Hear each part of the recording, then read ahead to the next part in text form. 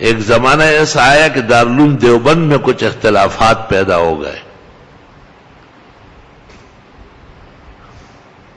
تو شیخ الاسلام مولانا حسین احمد نے قاری محمد طیب کے فضائل میں اس بمبئی کے ماحول بنانے کا حوالہ دیا، اور دیوبند کے لوگوں کو کہا کہ تم اس شخص سے ناراض ہوتے ہو جس نے پورا بمبئی دارالعلوم دیوبند کا ایک جائیداد بنا کے جوڑا۔ یہ تو ایسا حکیم وقت ہے، یہ مؤثر تقریر ہے۔ اور ایسا زمانہ آیا، پاکستان بنا، اور لوگ اس خوش فہمی میں کہ یہاں زیادہ عزت و آرام ملے گا، وہ ہندوستان چھوڑ کر یہاں آ رہے تھے۔ پاکستان کے بعض مخلصین ہی سمجھ لے، انہوں نے حضرت اقدس مولانا قاری طیب کو بھی دارالعلوم دیوبند چھوڑ کر اور یہاں سندھ میں ٹنڈولایار کے دارالعلوم اسلامیہ میں محتمم و مدرس بنانے کی پیشکش کی، اور وہ بچوں کو لینے کے لیے وہاں گئے، سامان بھیج دیا تھا۔ شیخ الاسلام مولانا حسین احمد صاحب موجود نہیں تھے، کسی سفر پر تھے، اچانک آئے، پوچھا کیا شور شرابہ ہے؟ کہ قاری محمد طیب صاحب پاکستان میں سندھ کے اندر ٹنڈولایار کے دارالعلوم اسلامیہ کے محتمم ہو گئے، اور آج ان کی رخصتی کے لیے ٹی پارٹی ہے۔ اس زمانے میں لوگ آخری دعوت کرتے تھے، اس کو کہتے تھے ٹی پارٹی، چائے وائے ہوتی تھی، بسکٹ اور پیسٹریاں، اور بس شر شورتا طلباء ان کے رخصتی کے اشعار پڑھتے تھے، اور ان کو بہت اعزاز سے رخصت کیا جا رہا۔ شیخ الاسلام نے کہا میں بھی آتا ہوں، میں بھی آتا ہوں۔ قاری صاحب محتمم صاحب کو رخصت کرنے کے لیے، اور مولانا حسین احمد صاحب جب آئے اور انہوں نے خطبہ پڑھا اور اس شعر سے تقریر کا آغاز کیا کہ اے تماشا گائے عالم روئے تو کجا بہرے تماشا بھی روی۔ لوگ پاکستان جا رہے ہوں گے، آپ کیوں جا رہے ہیں؟ آپ تو مولانا قاسم نانوتوی کے بانی و مبانی دیوبند کے پوتے ہیں، حافظ محمد احمد صاحب جیسے اعلیٰ منتظم کے بیٹے ہیں، اور دنیا آپ کی ایک جھلک کے لیے دیوبند آتی ہے، اور آپ دیوبند چھوڑ کے جا رہے ہیں۔ اور مولانا حسین احمد نے یہ شعر پڑھا اور اس کی وضاحت کی۔ قاری طیب نے فیصلہ کیا کہ میں نہیں جاؤں گا، میں حضرت شیخ سے وعدہ کرتا ہوں اور میرا جنازہ دیوبند سے اٹھے گا۔ وہی ہوا، سب کچھ پروگرام ختم۔ اپنے بزرگوں پہ ایسے بزرگ قربان ہوتے تھے۔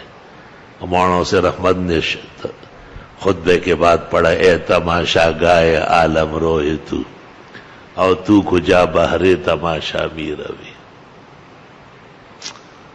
وے زی دیدن تیڑندے گماؤ جانان پتور غرون سرد نرازی، کہ میں اس کے دیدار کے لیے تڑپتا ہوں اور وہ پاگل پہاڑوں میں گھوم رہا ہے اور یہاں آ نہیں رہا ہے۔ زی دیدن پسڑندے گماؤ جانان پتور غرون سرد نرازی۔ شیخ الاسلام حضرت مولانا حسین احمد صاحب مدنی رحمت اللہ علیہ ایک دفعہ ریل گاڑی میں سفر کر رہے تھے۔ شیخ الاسلام کے حیرت انگیز کارناموں میں لکھا ہوا ہے۔ تو وہ ڈبے میں سب لوگ ہوتے، وہ تو متحدہ ہند تھا، مسلم غیر مسلم سب۔ تو ایک ہندو یاتری بیت الخلا گیا اور واپس آیا کہ گند مچا ہوا ہے، استعمال نہیں ہو سکتا، بڑا گند مچا ہوا ہے۔ شیخ الاسلام اپنے سیٹ پر لیٹے ہوئے تھے، آپ نے سنا اور آرام سے کچھ دیر بعد اٹھے۔ جب رفقا کا خیال نہیں تھا، آرام سے لوٹا لیا اور اپنے کپڑوں پر ایک اور چادر باندھی جیسے چینٹوں سے بچنے کے لیے، اور تشریف لے گئے اور کافی دیر لگائی، اور واپس آئے اور اس ہندو یاتری کو کہا کہ میں تو ہو کے آیا ہوں، کچھ بھی نہیں ہے، صاف ستھرا ہے،